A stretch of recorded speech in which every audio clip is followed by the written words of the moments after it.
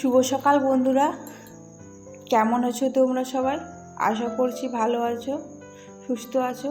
আমিও খুব ভালো আছি। কাজল অঙ্কিতা লাইফস্টাইল ব্লগে তোমাদের জানাই সবাই ওয়েলকাম আর অনেক অনেক ভালোবাসা। আপনাদেরকে সঙ্গে নিয়ে নতুন একটা ভিডিও নিয়ে চলে এসেছি।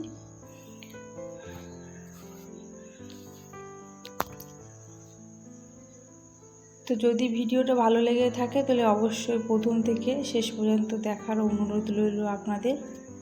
আশা করি আপনাদের ভালো লাগবে।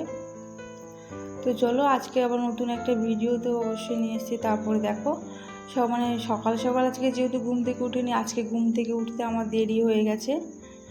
তো কি করব বলো, কাল সকালে একটু রাতে এত শরীর খারাপ লাগছিল না, ভালো লাগছিল না, এই জন্য আজকে ঘুম থেকে উঠতে আমার লেট হয়ে গেছে। এখন প্রায় ঘড়িতে বাজে হচ্ছে 8:30টার মতো বেজেই গেছে।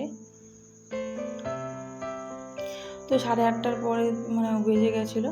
তো আমি তারপরে বাইরের বাসনগুলো কিছু ছিল রাতে, সেগুলো পরিষ্কার করে বাইরের কিছু উঠোনগুলো সব পরিষ্কার করে এসেছি আমি। তো তারপরে আমি ভাবলাম যে আগে বিছানাটা তুলে নিই, তারপরে আমি বাইরে গিয়ে রান্নাবান্নাগুলো সেরে ফেলবো।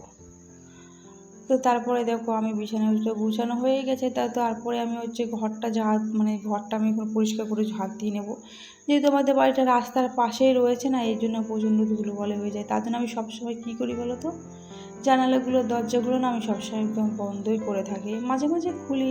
কারণ এখন আবার কী বলো তো, এখন গরমকাল পড়ে গেছে। তো গরমকাল এখনও যেহেতু সব পড়েনি, কিছুটা গরমই পড়ে গেছে। তো এর জন্য আবার জানালা দরজা সবসময় খুলেই রাখতে হয়, না হলে পুরো ঘরটা গরম হয়ে যাবে আর থাকাই যাবে না। এই জন্য আমি খুলেই রাখি। আবার ধুলোবালি দেখতে গেলে এদিকে আবার গরমও থাকা যায় না, তো কী করা যাবে বলো। তো দেখো তারপরে আমি ঘরটাকে মুছে নিচ্ছি, কারণ আমি দেখেছো যে আমার মেয়ে আমার সাথে উঠে পড়েছে। ওকে আমি এখন খাইয়ে দেবো, খাইয়ে দিয়ে তারপরে আমি আমার মাটির ঘরটাকেও ওকে ঝাড় দিতে যাবো একটু ভেবেছি। তো তার জন্য আমি ঘর তাড়াতাড়ি করে মুছে নিচ্ছি। ও ওখানে বাইরে এখন কান্না করছিল যেহেতু। তো তারপরে দেখো আমার ঘর মোছা তো হয়েই গেছে। তো তারপরে আমি হরলিক্সটা আমার মেয়েকে একটু হরলিক্স বানিয়ে দিয়েছি, যেহেতু বানিয়ে দিয়ে ওকে আমি খাইয়ে দিচ্ছি। আর আমার জন্য আমি একটু চা করেছিলাম, যেহেতু শরীরটা খারাপ লাগছিলো, নিজেকে একটা ফ্রেশ মনে হচ্ছিলো না, এই জন্য আমি একটু চা করেছি, একটু খাই। গরম গরম চা খেলে যদি একটু ভালো লাগে, তাই আমি একটু চাও করে নিয়েছি। আর ওকে আমি ওইদিকে হরলিক্স খাইয়ে দিচ্ছি, আর আমি এদিকে একটু চাও খেয়ে নিচ্ছি। আর জানো তো, আমি ওকে হরলিক্স খাইয়ে দিচ্ছি, ও আমার চাটা খাওয়ার চাটাকে দেখে ও হরলিক্সটা খেতে চাইছে না। তো কী করবো বলো। তো আমি আগে চাটাকে আমি আগে খেয়ে নেবো, তারপর ওকে হরলিক্সটা খাইয়ে দেবো। কারণ চা দেখেছে না, এই জন্য। আর কাপ দেখলে ওপরে কাপে করেই খেতে চাইবে, সে যেটাই হোক না কেন। কাপ দেখেছে, কাপেই খাবে। তো তারপরে আমি চাটা আমি আগে নিজে খেয়ে নেবো, তারপরে ওই কাপের মধ্যে আমি ওকে হরলিক্সটা দিয়ে দেবো, যাতে ও খেয়ে নেবে। তারপর ওকে কাপে করে দিয়েছি, তারপরে ও খেয়ে নিয়েছে। এরপরে আমি ওকে হরলিক্সটা দেবো, তো ও খেতেই চাইছে না, জানো তো। তো তারপরে আমি ওকে কাপে করে হরলিক্সটা দিয়ে আমি খাইয়েছিলাম। তো তারপরে দেখো আমি মাটির ঘরে এসেছি। মাটির ঘরে বিছানাটা আমি এখন গুছিয়ে নিয়েছি, যেহেতু মশারিটা ওখানেই থাকে। ওখানে মাটির ঘর, বুঝতেই পারছো, তো মাটিতেই থাকবে, ওখানে বিছানার উপরেই থাকে। যেহেতু শ্বশুরমশাই এখন আপাতত এই ঘরে একাই থাকে, আর শাশুড়ি মা পাশের ঘরে থাকে। তো দেখো আমার বিছানা তো গোছানো হয়ে গেছে। বিছানাতে বেশি কিছু নেই, একটা বালিশ রয়েছে আর একটা কম্বলই রয়েছে, কারণ এখন গরমকালে তো এখন সেরকম লেপ কাঁথা কিছুই থাকবে না। তো তারপরে দেখো আমি এখন ঘরটাকে পরিষ্কার করে নেবো। আর এটা যেহেতু মাটির ঘর আমাদের, তো মাটির ঘরে এই যে একটা পাটি এটা চাটাই। তো চাটাইটা সবসময় থাকে, কারণ মাটির ঘর তো সবসময় তো আর কিছু আমাদের পাপোশ টাপোশ থাকবে না। তো এটা চাটাইটা পাতাই থাকে। তো ওটার মধ্যে পা মুছে তারপর খাটে চৌকিতে ওঠা হয়। আর এই ঘরে একটা খাট ছিল, তো খাটটাকে ওই ঘরে নিয়ে যাওয়া হয়েছে, আর এই চৌকিটাকে এই ঘরে রাখা হয়েছে। আর এই ঘরটা তো আমাদের অনেক দিনকার পুরনো ঘর, তো তাই এটা রয়ে গেছে, এরকম থাক এখন আপাতত এখনকার মতো। ভবিষ্যতে পরে দেখা যাবে যে কী করা যাবে এই ঘরটাকে। তো এখন আপাতত এখন থাকা, মাটির ঘর না, লেপে মুছে সবসময় যদি পরিষ্কার করে রাখা যায় না, এত সুন্দর লাগে দেখতে পাচ্ছি। মুছেছি লেপেছি আমি 2-3 দিন মতো হয়েছে। আর দেখো এখন ধুলোও তো হবেই মাটির ঘরে। তো এখন তো ওই ধুলোটা যখন পরিষ্কার করে ঝাড় দেওয়া হয়, আর ঘরটাকে এত সুন্দর লাগে দেখতে। মানে কী বলবো, আমার তো বেশ ভালোই লাগে। আমার বাপের বাড়িতেও যেহেতু মাটির বাড়িই আছে, ওপরে টিন রয়েছে আর মাটির, আর এখানে হচ্ছে পুরোটাই মাটির ঘর, দেওয়াল টেওয়াল মানে ঘর, আর ওপরে হচ্ছে টালি দেওয়া রয়েছে।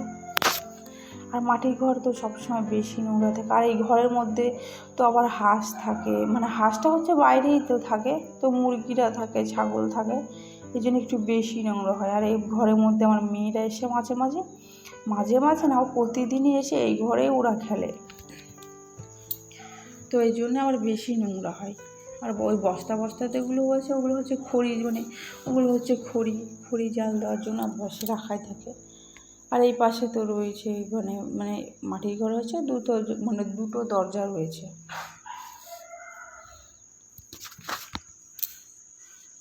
কথা বলতে বলতে যেন মুখ দিয়ে আর কথাই বেরোচ্ছে। তো তারপরে দেখো আমার ঘর তো পরিষ্কার করা হয়ে গেছে। তো তারপরে দেখো মাটির ঘরে দেখো একটা বাইরের দিকে জানালা করা রয়েছে, আর আগেকার দিনে জানালা না এরকম করা থাকতো, মানে এটা লোহার আর একটু মাটির, দেখো মানে এত সুন্দর লাগে দেখতে। তো তারপরে আমার শাশুড়ি মা হচ্ছে বাজারে গেছিলো একটু, তো দেখো তারপরে হচ্ছে বাজার করে নিয়ে চলে এসছে। তো বাজার করে নিয়ে এসেছিলো হচ্ছে চুনো মাছ। তো চুনো মাছটাকে আমি এখন একটু বেছে নেব, মানে যেগুলো আঁশ থাকে সেগুলো একটু ছাড়িয়ে নেব, আর যেগুলোতে থাকে না সেগুলো এরকম করে মানে ভালো করে মাঝখানে পেটের এখানে টিপা দিলে মানে নাড়ি ভুঁড়িগুলো সমস্ত মানে তিতে যাতে না লাগে, তার জন্য হচ্ছে এটা মানে এরকম করা।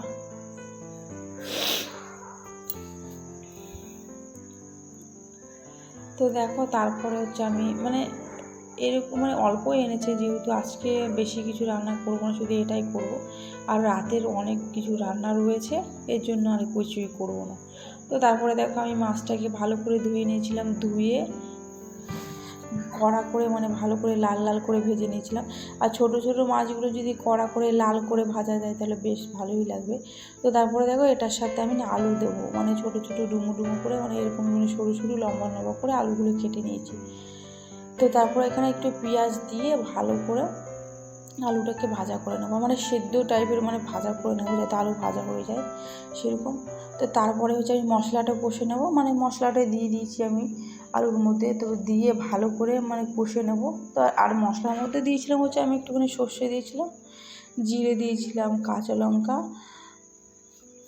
আর আদা আর রসুন তো থাকবে, তো ওটা দিয়ে আমি ভালো করে কষে জল দিয়ে বসিয়ে দিয়েছি।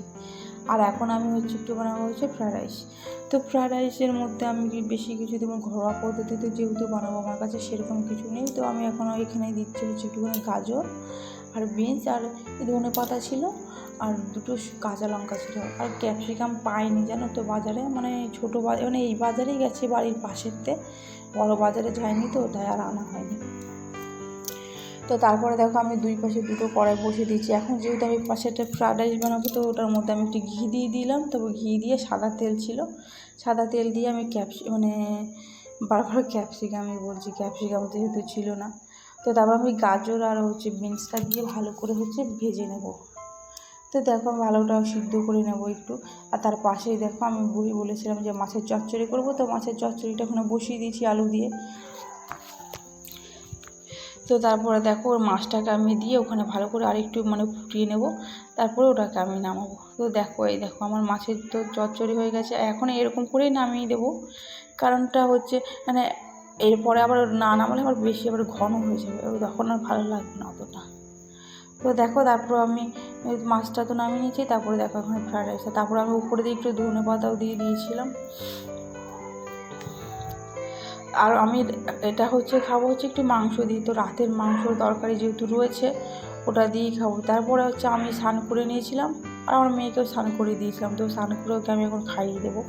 ওকে আমি নিচে বসে খাওয়াচ্ছিলাম, ও আমার কিছুতেই নিচে খাবে না। তো তারপরে দেখো আমি ওকে বিছানা বসেই খাইয়ে দিচ্ছি, তো নিজে খাবে, আমি যদি খাইয়ে দিলে ও খেতে চাইছে না। তো তারপর আর কী করবো বলো, ওকে ওর মতোই খেতে দিতে হবে বলো। তো তারপরে ওকে আমি খাইয়ে দিচ্ছি, আর আমি ওকে খাইয়ে দিয়ে তারপরে আমি খাবো, কারণ হচ্ছে ও বলেছে যে তাড়াতাড়ি আজকে চলে আসবে, তো একসাথেই খাবো। তো তোমাদের ভিডিও যদি ভালো লেগে থাকে অবশ্যই একটা লাইক, কমেন্ট আর শেয়ার করো, আর সাবস্ক্রাইব করে দিও। তো আজকের মতো এইটুকুই, দেখা হচ্ছে অন্য কোনো ভিডিওতে।